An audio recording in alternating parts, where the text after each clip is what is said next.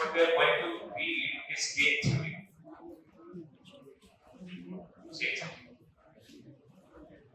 Now look at this game theory.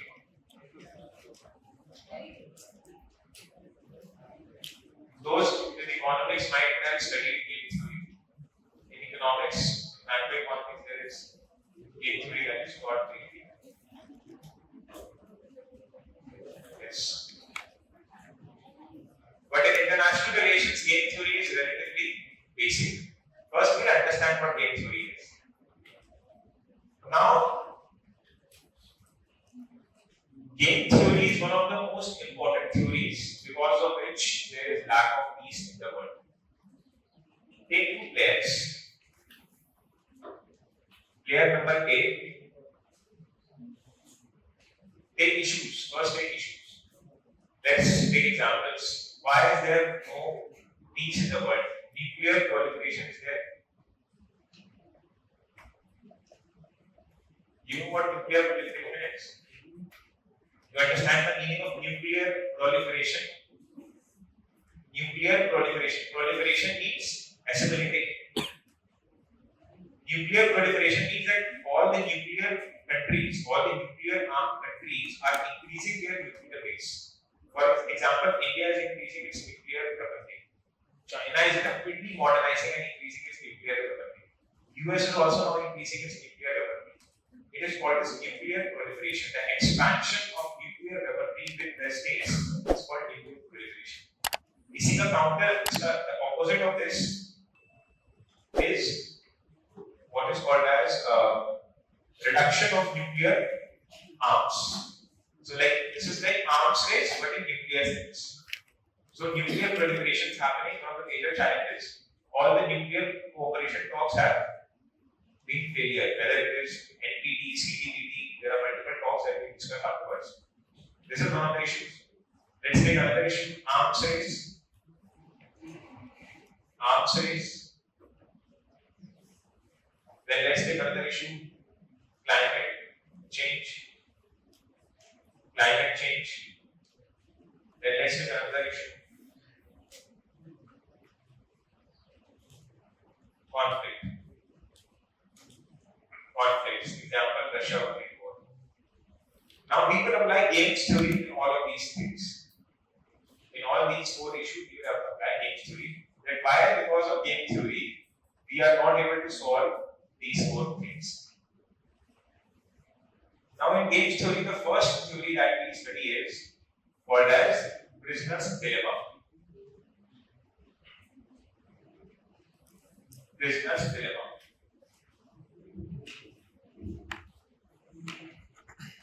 First understand what this is, then I'll explain.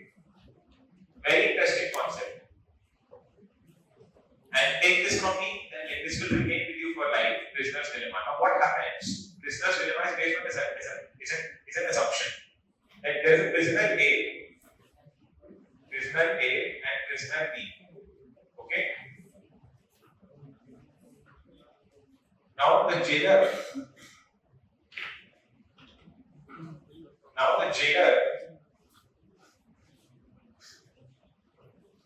there is prisoner A and prisoner B. The jailer says that he gives two chits, prisoner A and prisoner B. One chit is save me, and the other chit is save both. This is given to prisoner B also, save me, save both.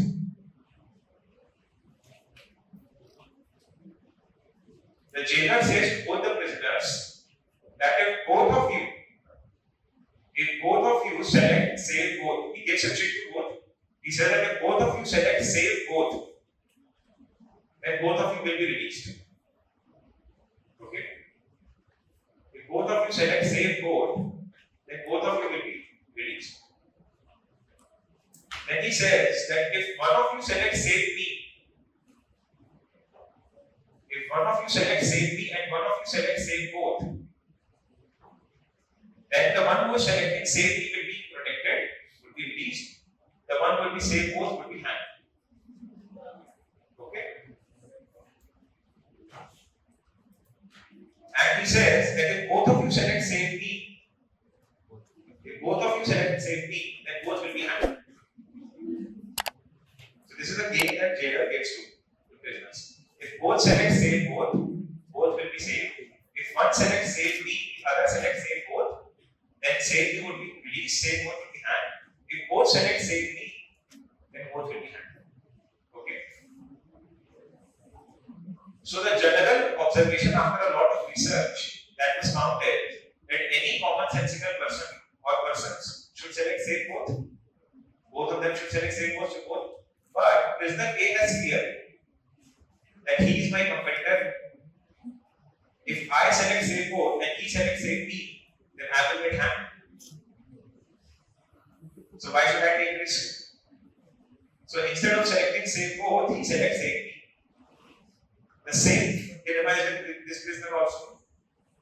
If I select same B and he selects same, if I select same both and he selects same B, then I will be hanged, he will be protected. If I select same both, let's say B selects same both, A selects same B, then he would get hanged, he would get released. So instead of selecting same both, he selects same B. Both the prisoners end up selecting same B, and both the prisoners get hanged. This is game theory, this is psychology. This is the theory of psychology.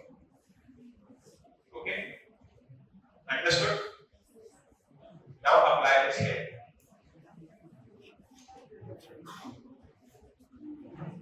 Nuclear proliferation. There are two countries, US and USSR. There are two countries, US and USSR. US has nuclear arsenal. USSR also has nuclear arsenal. Ideally, both the countries should come together. They should talk with each other. They should promote nuclear disarmament. I was forgetting this. The opposite of this is nuclear disarmament. They should undergo nuclear disarmament. But US fears that if we pursue nuclear disarmament, that would reduce my nuclear capability, but USSR might not reduce its nuclear capability. USSR fears that USSR might reduce its nuclear capabilities, but US might not reduce its nuclear capabilities. So instead of reducing nuclear capabilities, they both tend to increase their nuclear capabilities. And when one increases its capability, other automatically increases its capability. So instead of nuclear disarmament, what we face is nuclear proliferation in the past 100 years. And right now, it is said that the nuclear warheads are so much in number that the entire Earth can be destroyed 20 times. That much is the quantum of nuclear warheads with only these two countries. Other countries, evil. Russia has the largest number of US warheads, nuclear warheads. So this is game theory. Because of which there is no nuclear proliferation. Same thing applies with arms race. If I reduce my arms, if I undertake disarmament, other might not. Same takes place with climate change. How? Take the example of US and India or China. China, India, global south. Now, US and West, these are developed countries. They have already polluted the climate in order to industrialize themselves. These are developing and underdeveloped countries. These countries are requiring finance to undertake transition, and they need to industrialize themselves to promote poverty alleviation and economic development. Now, what US is fearing is that if I give my finance to these countries, number one, they may misuse it. They may misuse the finance. And number two, what they fear is, even if I finance them, they might not undertake green transition. They might not undertake green transition. What developing countries are fearing is that the West would never finance them at the first place. The West would never finance them at the first place. So they are not undertaking transition at the rate at which they expect. So this is leading to lack of cooperation, breakdown of blocks, trust deficit, climate change.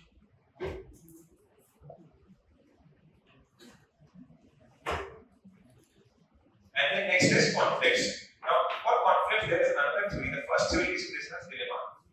There is another theory called as chicken's game. Chicken's game. Another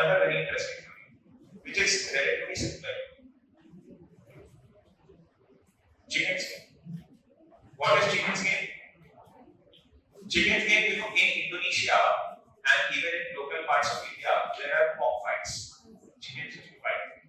So what I've experienced is that let's say this is a chicken, let's just draw a diagram, whatever. But let's say this is a chicken A, and this is chicken B. Okay.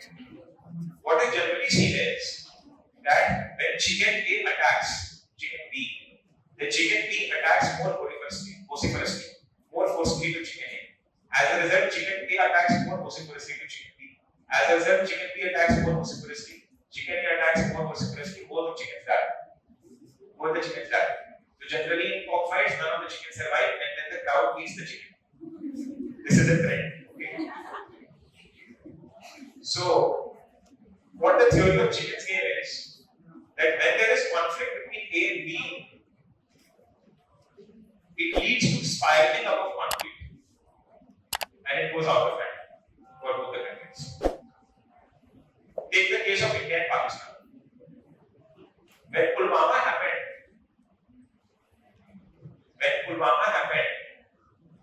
India, Pakistan.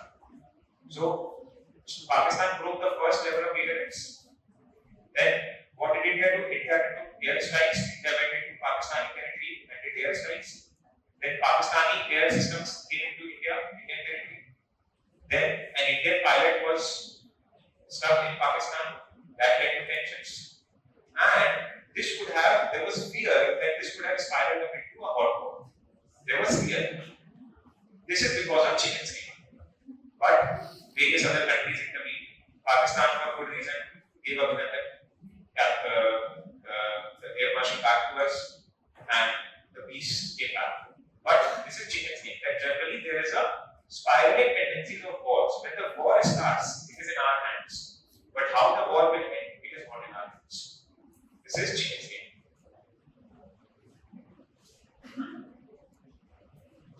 So this you can apply in conflicts. There was a great fear of a nuclear conflict between Russia and Ukraine. People were fearing that Russia might undertake a nuclear attack on Ukraine. This is because one never knows. See, Russia is a civilizational country. And if Ukraine ends up defeating Russia, then Russia would have no option but to use the nuclear weapons. So there was a very much fear that because of chicken scale, this can spiral up into a nuclear hot war. So this is game. You can write this, no need to understand, you write the meaning, definitions of these two are not asked otherwise. Just understand what chicken game is and what business implies. Behaviors of players in international arena create doubts and suspicion among other players, forcing them to undertake wrong decisions. This is what is called as game theory. This is business dilemma and this is chicken game. There is another example of chicken's game. Cuban Missile Crisis. This took place in 1962. This we discussed today in Cold War. Cuban Missile Crisis we discussed after.